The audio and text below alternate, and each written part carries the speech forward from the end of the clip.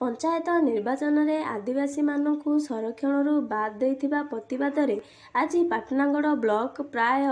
30टी पंचायत को तगण धारणा समेत आज केन्दुमुंडी गुजेपाल एवं मुंडमहुल पंचायत रे गणधारणा आदिवासी कल्याण संघ सरकार आदिवासी मानक राजनैतिक संरक्षण पदवी पर सरपंच ब्लॉक अध्यक्ष और जिला परिषद अध्यक्ष को असंवैधानिक भाव में बंद करथिबा अभियोग करिसेंती। आज केन्दुमुंडी पंचायत कार्यालय सम्मुख में विक्षोभ प्रदर्शन सह प्रतिवाद करी राज्य सरकार को दोष देइछंती। इटा बलांगीर जिला पाटनागढ़ ब्लॉक केन्दुमुंडी पंचायत तो ये जेन आदिवासी मारणा नीति नवीन पट्टनायक करिजे जेन हमर संविधान रे 243 डी आधार जेन अणदेखा करिजे सही हिसाब रे आमे ग्रामांचल स्तर रे आंदोलन करजु पंचायत स्तर रे बंद करजु प्रत्येक आदिवासी के नॉमिनेशन कर देबा गाजी बंद करजु एटा के हमर विजय अनि हेबा तक ई गणधारणा आके जारी रहबा।